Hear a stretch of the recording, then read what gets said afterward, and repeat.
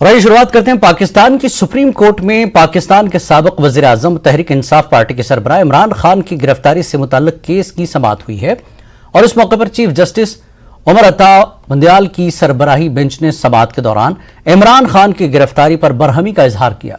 इसके साथ ही उनकी गिरफ्तारी को भी गैर कानूनी करार दिया गया है। अदालत ने कहा कि जिस तरह इमरान खान को इस्लामाबाद हाईकोर्ट के अहाते से गिरफ्तार किया गया उससे अदलिया की साख मजरूह हुई है। सुप्रीम कोर्ट के चीफ जस्टिस ने हुक्म दिया है कि इमरान खान को 1 घंटे के अंदर अदालत में पेश किया जाए। इससे काबिल 3 रुकनी बेंच में शामिल जस्टिस अथर मनुल्लाह ने रिमार्क्स दिए कि नैब को हुक्काम ने कानून को अपने हाथ में लिया है और नैब का ये वतीरा रहा है कि वो अवामी नुमाइंदों को ऐसे ही गिरफ्तार करता है। तो दूसरी तरफ पंजाब पुलिस के मुताबिक सरकारी व निजी इदारों पर हमलों, तोड़फोड़, तशद्दुद और आगजनी और घेराव में मुय्यना तौर पर मुलविस अफराद गिरफ्तार किए गए हैं, जिसकी तादाद अब 2200 तक जा पहुंची है। ख्याल रहे कि इमरान खान की मंगल को गिरफ्तारी के बाद से अब तक सूबे पंजाब में सबसे ज्यादा मुश्तइल मुजाहिरीन को गिरफ्तार किया गया है।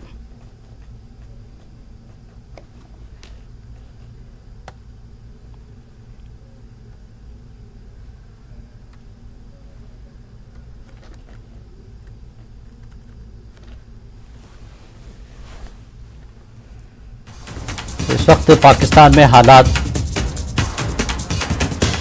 ठीक नहीं है। जैसा कि इमरान खान को गिरफ्तार किया गया सुप्रीम कोर्ट से और अब सुप्रीम कोर्ट ने कहा कि 1 घंटे के अंदर अदालत में पेश करे इमरान खान को।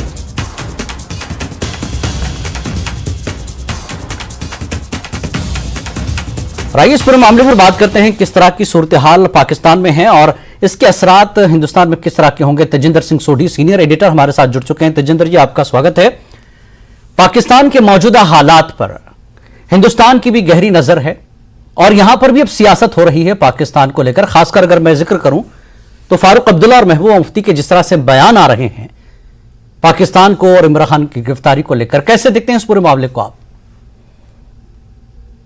देखिए जिलानी, जैसे आपने कहा, पाकिस्तान की जो सियासत है या पाकिस्तान के जो हालात हैं उनका डायरेक्ट इम्प्लीकेशन जो है वो हमारे साथ भारत में होता है, क्योंकि पाकिस्तान, जैसे अगर आपको याद होगा, हमारे पूर्व प्रधानमंत्री अटल बिहारी वाजपेयी जी ने कहा था कि आप दोस्त बदल सकते हैं लेकिन आप हमसाये नहीं बदल सकते। जो अगर आपके बगल वाले घर में आग लगी होगी तो आपको कंसर्न दिखाना जरूरी है, क्योंकि वो आग की लपटें कहीं ना कहीं आपको भी नुकसान पहुंचा सकती हैं।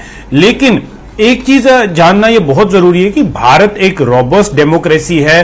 भारत के जो हमारे मुसल्लह अफवाज हैं, जो हमारी आर्म्ड फोर्सेस हैं, वो पूरी तरह से मुस्तैद हैं किसी भी तरह की किसी भी इवेंचुअलिटी को डील करने के लिए। लेकिन हाँ, पाकिस्तान में जिस तरह के हालात बने हुए हैं, पाकिस्तान में भी जो वो वाले एलिमेंट जो ये चाहते हैं कि भारत में हालात खराब हों, वो इस सिचुएशन का फायदा उठा सकते हैं। आप देखिए, इस वक्त ग्लोबल कम्युनिटी को एक कंसर्न होना चाहिए कि जिस तरह से पाकिस्तान एक सिविल वॉर की सिचुएशन से जा रहा है, क्या पाकिस्तान जैसे देश को जो अपने इंटरनल पॉलिटिक्स को नहीं संभाल पा रहा, जहां पर पूरे लोग सड़कों पे हैं, पाकिस्तान की आर्मी के कोर कमांडर या वहां के जनरल जो हैं वो सेफ नहीं है, तो ऐसे मौके में क्या पाकिस्तान के जो उनके पास न्यूक्लियर वेपन्स हैं, जो न्यूक्लियर वॉरहेड्स हैं, क्या वो सेफ हैं? तो देखिए, इस वक्त ग्लोबल कम्युनिटी के पास एक बहुत बड़ा ये खतरा पूरे ग्लोब के लिए, पूरी दुनिया के लिए मंडरा रहा है कि कहीं इस टर्मोइल में, इस सिविल अनरेस्ट में, कहीं वो जो पाकिस्तान के पास जितने भी न्यूक्लियर वॉरहेड्स हैं, क्या वो सेफ हैं? तो एक कंसर्न है, एक कंट्री जो अपने आप के इंटरनल टर्मोइल को कंट्रोल नहीं कर सकती, क्या अब ग्लोबल कम्युनिटी को मिलकर पाकिस्तान को उसके न्यूक्लियर आर्सेनल से डिसआर्म करने का टाइम आ चुका है? एक बहुत बड़ा सवाल है, क्या ग्लोबल कम्युनिटी ऐसा कुछ करेगी? क्योंकि जिस तरह हम देख रहे हैं, अगर पाकिस्तान के जनरल जो हैं, आर्मी के आला अधिकारी, वो सेफ नहीं है, उनके घरों में लूट हो रही है, तो कहीं ना कुछ भी हो सकता है, कोई भी अनहोनी हो सकती है। तो पूरी दुनिया को इस वक्त पाकिस्तान की तरफ यह सोचना चाहिए, जो पॉलिटिकल अनरेस्ट है वो तो अपनी जगह है, लेकिन पाकिस्तान एक आप माने आप एक्सेप्ट करें, Pakistan is a nuclear power state, तो क्या पाकिस्तान जो अपने स्टेट को सेफ नहीं रख सकता? क्या वो न्यूक्लियर एसेट्स को, न्यूक्लियर वॉरहेड्स को, न्यूक्लियर जो उनके पास आर्सनल है, क्या उसे महफूज रखने के लिए कैपेबल है? जो जिस तरह के हालात हम पिछले कुछ दिनों में से देख रहे हैं, तो ये बिल्कुल लग रहा है कि पाकिस्तान बिल्कुल कैपेबल नहीं है। बाकी रही बात जिस तरह से हम बात कर रहे थे कि पाकिस्तान के इंटरनल टसल की, आप देख लीजिए, सुप्रीम कोर्ट ने कहीं ना कहीं यह कहा है कि इमरान खान को अगले 1 घंटे में वहां पेश किया जाए, सुप्रीम कोर्ट में पेश किया जाए। अभी लगभग 1 घंटा हो चुका है, तो किसी भी टाइम इमरान खान को वहां पर पेश किया जाएगा। और पाकिस्तानी तहरीक इंसाफ पार्टी जो है, पीटीआई, इमरान खान की पार्टी, उन्होंने भी एक अपील जारी की है अपने लोगों को। यह कहा है कि आप सड़कों पे ना आए, आप सुप्रीम कोर्ट की तरफ ना आए, क्योंकि सुप्रीम कोर्ट की जो भी रूलिंग होगी, हो सकता है कि उसके बाद वहां पर तशद्दुद हो सकता है कि उसके बाद वहां पर और जो हालात हैं वो बिगड़ जाएं। तो उन लोगों को यह कहा गया है, जो पीटीआई के वर्कर्स हैं, कि आप फिलहाल जो है आप घरों में रहें, बाहर ना निकलें, क्योंकि लगातार पिछले 3 दिनों से, जब से इमरान खान को, पाकिस्तान के जो पूर्व प्रधानमंत्री हैं, जब से उन्हें अरेस्ट किया गया है पाकिस्तान रेंजर्स द्वारा, तब से हम ये लगातार देख रहे हैं कि किस तरह से पाकिस्तान में एक सिविल वॉर का माहौल बना हुआ है। बिल्कुल, लोग, लगभग कई 100 लोग मारे जा चुके हैं, हजारों की तादाद में लोग जख्मी हैं। और पाकिस्तान जो पाकिस्तान मीडिया है या पाकिस्तान गवर्नमेंट है, उसने एक सेंसरशिप लगा के रखी है कि एग्जैक्ट फिगर ना आए।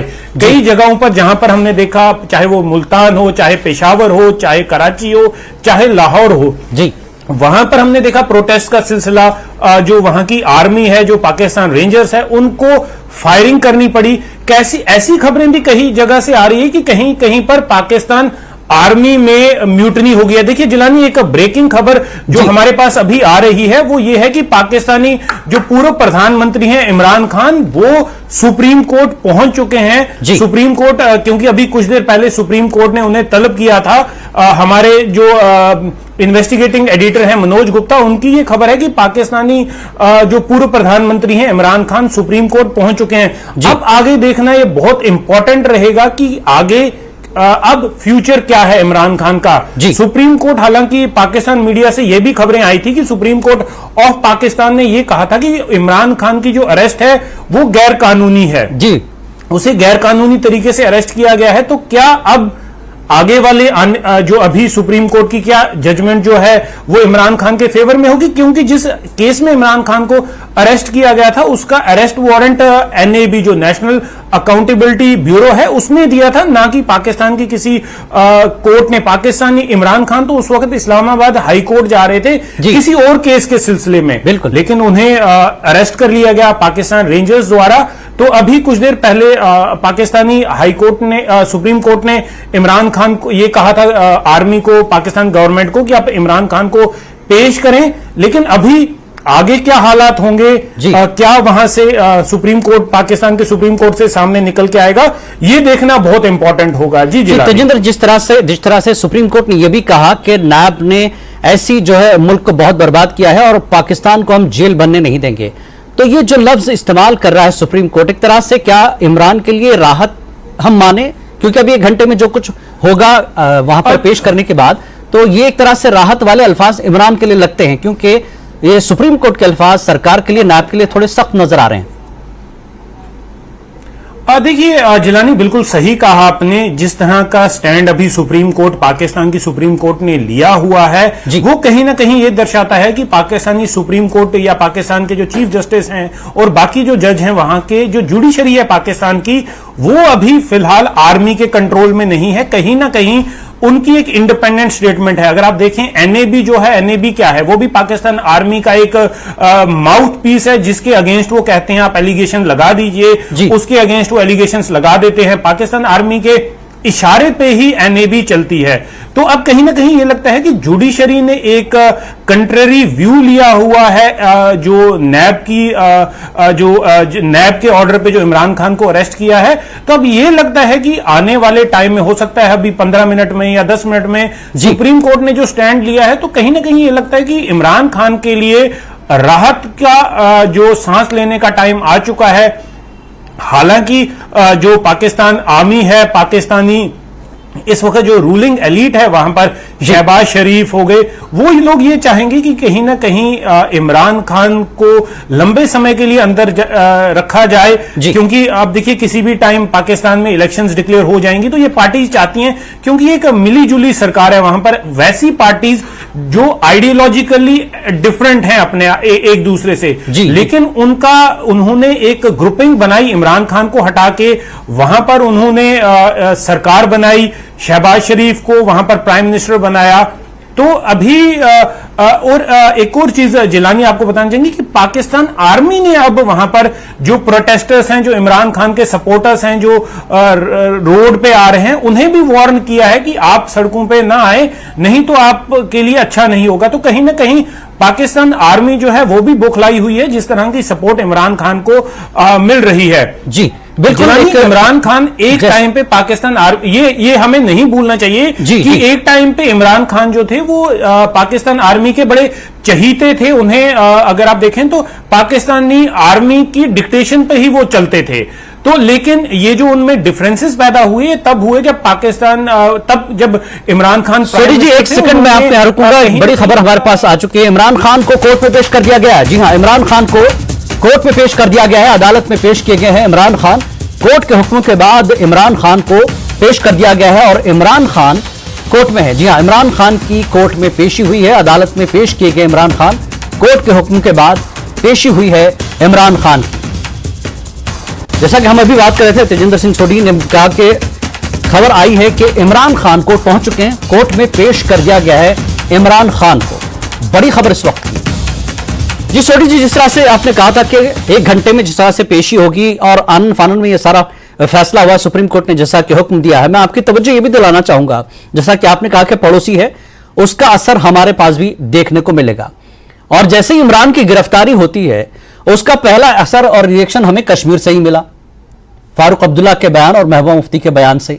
लेकिन एक तरफ अपोजिशन या दूसरे लोग, दूसरी सियासी पार्टियां ये कर रही हैं कि फारूक अब्दुल्ला, महबूबा मुफ्ती पहले ये देखें कि कश्मीर में क्या हो रहा है, कश्मीर में किन चीजों की जरूरत है, आप रिप्रेजेंट कश्मीर को और हिंदुस्तान को करते हो। तो ऐसे में इमरान खान के ताल्लुक से या पाकिस्तान के ताल्लुक से इतनी जल्दबाजी क्यों कश्मीर में सियासत करने के लिए? देखिए जिलानी, फारूक अब्दुल्ला की अगर आप बात करें तो फारूक अब्दुल्ला जो हमारे जम्मू कश्मीर के पूर्व मुख्यमंत्री रह चुके हैं, नेशनल कॉन्फ्रेंस के अभी प्रेसिडेंट हैं, उनसे इस तरह की स्टेटमेंट जो है वो जिसे हम अंग्रेजी में कहते हैं कि he is known for making such type of statement. Farooq Abdullah जब दिल्ली में होते थे तो वहां पर उनकी अलग स्टेटमेंट होती थी, जब वो जम्मू में होते थे उनकी अलग स्टेटमेंट होती थी, तो जब वो कश्मीर में होते थे उनकी अलग स्टेटमेंट होती थी। हमें नहीं भूलना चाहिए ये वही फारूक अब्दुल्ला हैं जिन्होंने एक टाइम पे ये कहा था कि पूरे पाकिस्तान को कारपेट बॉम्बिंग कर दो। तो ये वही फारूक अब्दुल्ला हैं जो आज वहां पर शोपियां में एक स्टेटमेंट देते हैं कि हम कश्मीरियों को जो पाकिस्तान के लिए खुदा से दुआ मांगनी चाहिए, और ये कहना उनका कि पाकिस्तान एक मजबूत पाकिस्तान हमें भी मजबूत बनाएगा। तो वो जब हम की बात करते हैं तो वो हम उसमें कौन है? क्या वो हम हिंदुस्तान की बात करें, क्या वो हम कश्मीर की बात करें? क्योंकि कश्मीर को टेररिज्म का तोहफा, मैं यहां तोहफा कहूंगा क्योंकि पाकिस्तान ने कश्मीरियों को एक लॉलीपॉप दिया था आज से 30 साल पहले कि अगर आप गन उठाएं तो कश्मीर आजाद हो जाएगा। ये एक सब्ज बाग जिसे कहते हैं वो सपना दिखाया था। तो अगर फारूक अब्दुल्ला क्या चाहते हैं कि एक मजबूत पाकिस्तान कश्मीर में फिर से हालात खराब करे? देखिए, एक कमजोर पाकिस्तान कश्मीर के लिए सबसे अच्छा है। हालांकि पाकिस्तान में जो टर्मोइल है उसका रिपरकशन या उसका जो रिपल्स इफेक्ट है वो हिंदुस्तान में या कश्मीर में देखने को मिलेंगे। लेकिन अगर पाकिस्तान अपनी ही प्रॉब्लम्स में ये इन्वॉल्व रहेगा तो कहीं ना कहीं उसका जो कश्मीर से कहीं ना कहीं उसकी अटेंशन थोड़ी सी तो दूर होगी। बिल्कुल, लगातार पाकिस्तान का एक ऑब्सेशन है कश्मीर के साथ। और महबूबा मुफ्ती, देखिए महबूबा मुफ्ती की सियासी मजबूरी है इस तरह की स्टेटमेंट देना, क्योंकि पीडीपी जो है, पीडीपी एट अ टाइम, आप देखिए एज अ पॉलिटिकल पार्टी, लेकिन पीडीपी ने स्टैंड क्या लिया था जब वो पावर से बाहर रही थी? पीडीपी वही जमात है जिसने बीजेपी के साथ गवर्नमेंट बनाई थी जम्मू कश्मीर में, और महबूबा मुफ्ती चीफ मिनिस्टर रह चुकी हैं बिल्कुल बीजेपी के साथ। आज महबूबा मुफ्ती, उनको पता है कि कश्मीर में एक उनका पॉलिटिकल जो उनकी स्टैंडी थी या पॉलिटिकल सपोर्ट था वो कहीं ना कहीं स्लिप हो रहा है। आज अगर वो 370 का रोना रो रही हैं तो कश्मीरी उनसे पूछता है कि आप ही तो उस गवर्नमेंट में शामिल थे। बिल्कुल। अल्ताफ बुखारी उनसे बार बार ये पूछते हैं कि अगर आप कह रही हैं 370 हटाया गया तो 370 हटाना तो बीजेपी के एजेंडा में था, तो बीजेपी के साथ आप ही ने कश्मीर में गवर्नमेंट, जम्मू कश्मीर में गवर्नमेंट बनाई थी। दोहरा रवैया है एक तरह से, मुफ्ती वो जो दोहरा रवैया है एक तरह से ये कि रीगेन पहले एक बात और अब आज एक बात, एक तरह की गुफ्तगू। जी जी बिल्कुल।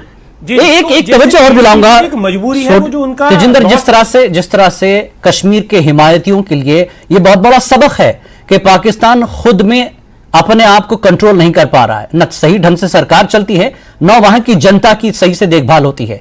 तो ऐसे में मौजूदा पाकिस्तान की जो सूरत है वो हिमायतियों के लिए, पाकिस्तानी हिमायतियों के लिए कश्मीर में एक तरह से सबक है मौजूदा स्थिति।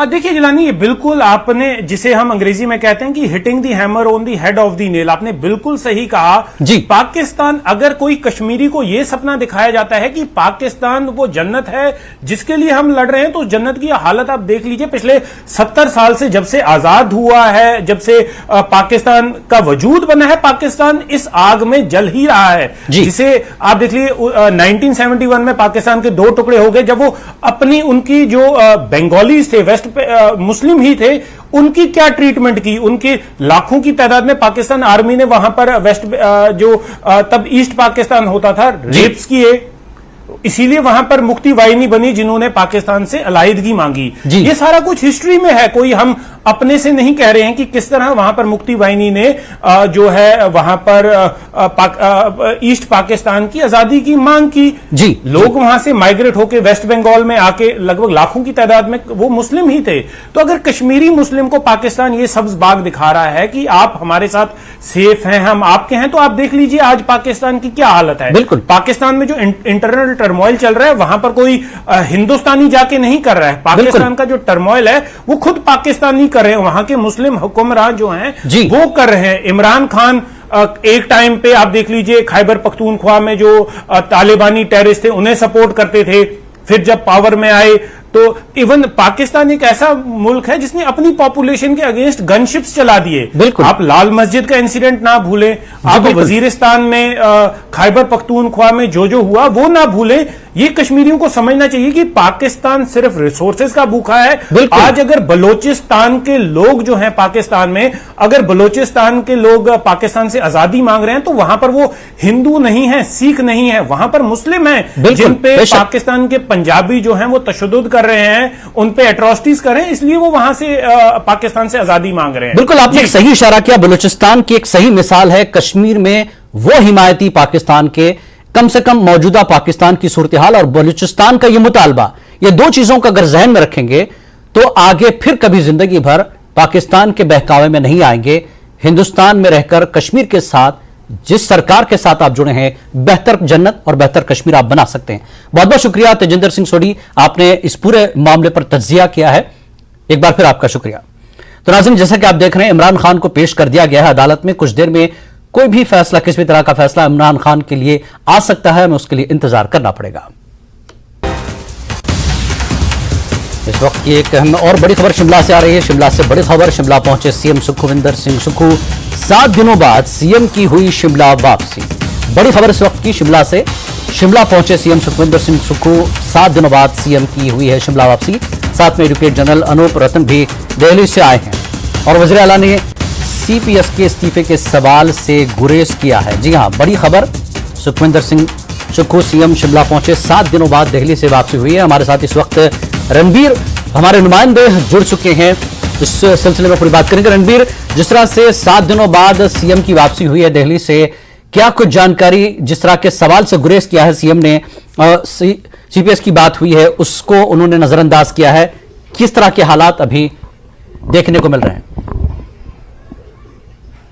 जी हाँ, देखिए सियासी उबाल तो इसमें है ही इस खबर को लेकर कि सीपीएस जो है कभी भी इस्तीफा दे सकते हैं। जो सूत्र ये लगातार बता रहे हैं कि शायद 15 या 16 मई का दिन है, लेकिन देखना होगा कि ये जो सूत्र हमें बता रहे हैं इसकी जो है पुष्टि होती है या नहीं। मुख्यमंत्री से इसको लेकर ही सवाल पूछा गया था। उनसे पूछा गया था कि अटकलें जो है लगाई जा रही है, क्योंकि इस पूरे मामले पर 19 मई को सुनवाई होनी है हाई कोर्ट में, उससे पहले ये अटकलें लगाई जा रही है कि सभी सीपीएस जो है वो इस्तीफा दे सकते हैं। क्योंकि ऐसा लग रहा है कि जितने भी जो कानून के विशेषज्ञ हैं वो ये बता रहे हैं, सुप्रीम कोर्ट का आदेश है उसमें भी साफ लिखा गया है मुख्य संसदीय सचिव को लेकर, इसको जो है ऑफिस ऑफ प्रॉफिट के दायरे में ये आता है।